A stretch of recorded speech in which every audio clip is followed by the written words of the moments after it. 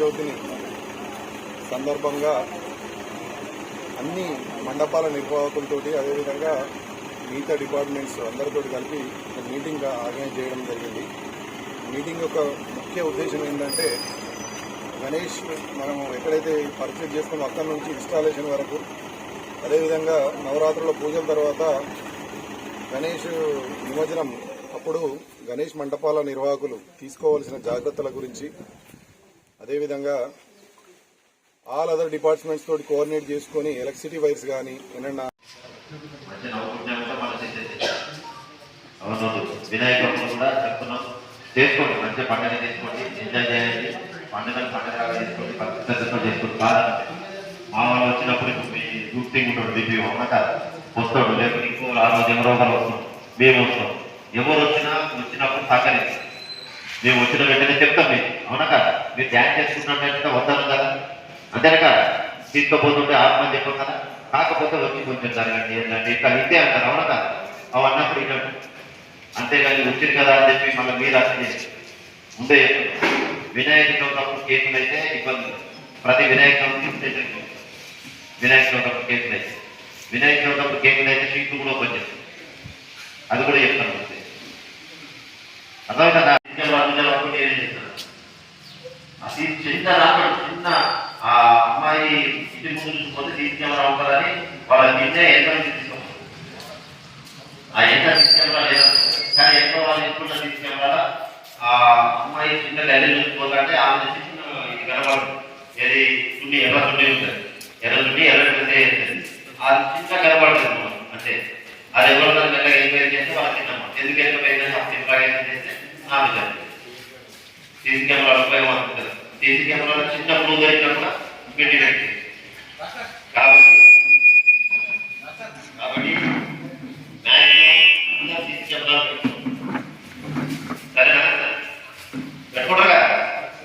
పెట్టుకోవాలి. CC camera దానికోసం ఎంతో ఖర్చు పెడుతున్నాం కదా మనం, పెట్టుకోలేమా? దాంట్లో ఏం పెద్ద విషయం కాదు, 10,000 పెద్ద విషయం కాదు. సీసీ కెమెరా దాని ద్వారా మనకి ఉపయోగం ఉంటుంది. లడ్డు ఉంటారు, లడ్డు పొందుతారు, లేకపోతే కొన్ని వినాయకులు గడ్డలు వేస్తారు కదా, ఏవి మనీ గడ్డలు బయట గడ్డలు వేస్తారు కదా, అవి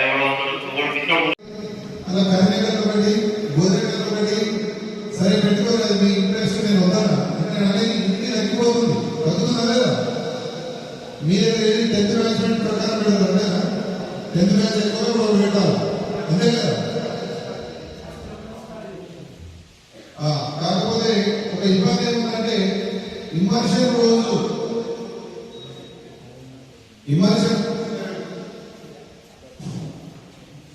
అదే గణేష్ నిమజ్జనం రోజు మీ వెల్కమ్ నుంచి మా పోలీస్ ఆఫీసర్లు ఎవరైతే బందోబస్తు చేస్తారో చాలా మంది చెప్పేది సార్, మేము ఇక్కడ ఉండి అలసిపోయాం, ఎవరు బతుకుతలేరు అనే విధంగా మాకు చెప్పడం జరుగుతుంది.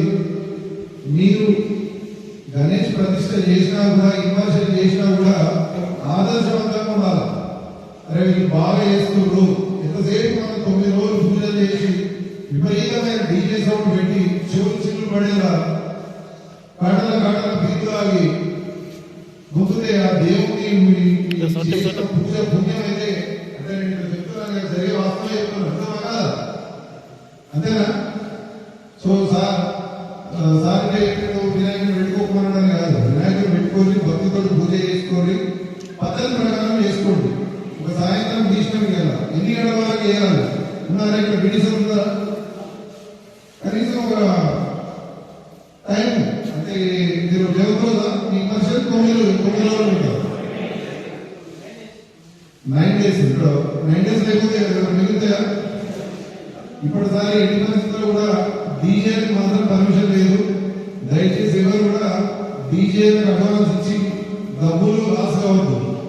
ఎవరు లీడర్కి చెప్పినా, మీడియాకి చెప్పినా, ఇంకెవరైనా చెప్పినా కూడా పై నుంచి తీసుకునే డెసిషన్. ఒక 2 బాక్స్ టైప్ స్పీకర్లు ఉంటాయి కదా, 2 బాక్స్ టైప్ స్పీకర్లకు మాత్రం అనుమతిస్తాం. ఆ 2 స్పీకర్లు పెట్టుకొని చేసుకోండి, లేదంటే మంచిగా బ్యాండ్ చేసుకోండి. బ్యాండ్ చేసుకొని